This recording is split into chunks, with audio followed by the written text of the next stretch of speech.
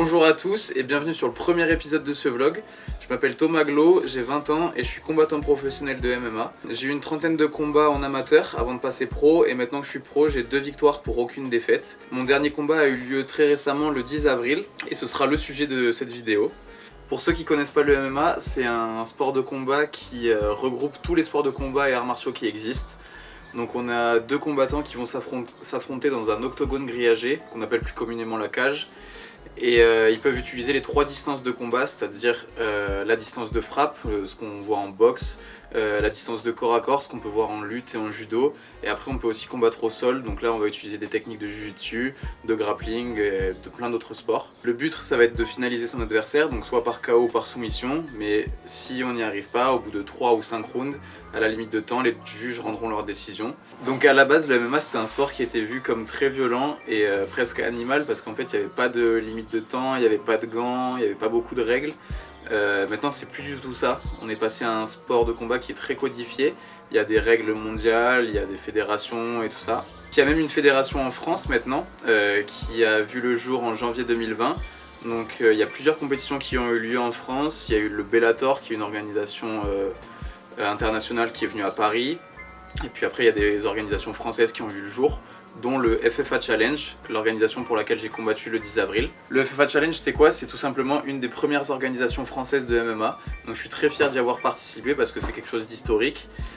Et donc ils ont fait leur premier événement le 10 avril à Paris. C'était à huis clos malheureusement, mais tout a été rediffusé en direct sur la plateforme Fight Nation. J'ai reçu la proposition du combat je crois en janvier ou février, donc ça m'a laissé 2 ou 3 mois pour me préparer. J'ai fait ma préparation au Verdum Training Center, c'est mon club à Bordeaux dans lequel je suis depuis 3 ou 4 ans maintenant. Je me suis également préparé physiquement à Ultimate Physical, c'est un autre club de préparation physique à Bordeaux. Grâce à eux, grâce au Verdum, grâce à Ultimate, grâce à tous mes entraîneurs et à mes partenaires, j'ai pu me préparer au mieux pour le combat. Donc pendant tout le camp de préparation, je me suis entraîné dans ces clubs. Bien sûr, ils sont fermés à cause des restrictions sanitaires, mais j'ai pu y accéder avec mes partenaires et mes entraîneurs grâce au statut de sportif professionnel. Pour ce qui est de mon alimentation, je suis dans un sport où on fonctionne avec des catégories de poids. Du coup, j'ai du poids à perdre, mais je gère mon alimentation tout seul, je me fais mes propres programmes. Vient maintenant le moment du combat. Mon état d'esprit il était simple, c'était mon 2e combat professionnel. Du coup je voulais la victoire à tout prix parce que je peux pas commencer avec des défaites. Mais malgré ça je me suis senti très bien, pas trop de pression, j'étais pas trop stressé, je me suis senti relâché, vraiment libre et heureux de faire ce que j'aime faire en fait.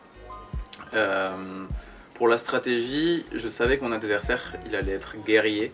Donc je voulais dès le début du combat le marquer fort pour pouvoir ensuite imposer mon jeu. C'est pourquoi au premier round, je suis rentré tout de suite sur lui et j'ai même mis un knockdown dans les 10 premières secondes. Ça c'est un petit regret pour moi parce que je pense que j'aurais pu finir le combat à ce moment-là si j'avais été plus lucide et que j'étais resté à distance pour lui mettre quelques coups en plus. Le combat aurait pu s'arrêter là. Mais bon c'est pas grave, après on a continué, j'ai lutté donc j'ai appliqué mon game plan. Fin du 2e round, j'ai commis une erreur aussi, j'ai trop couru sur lui alors qu'il était plus grand et plus costaud que moi, donc je devais en théorie attendre le contre.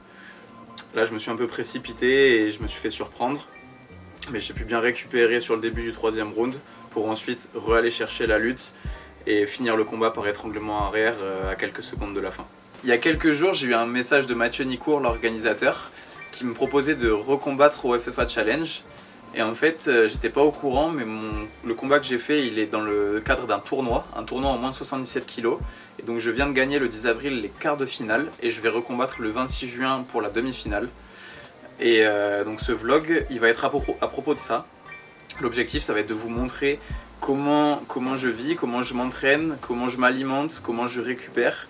Tout ça dans le but de gagner le titre du FFA Challenge.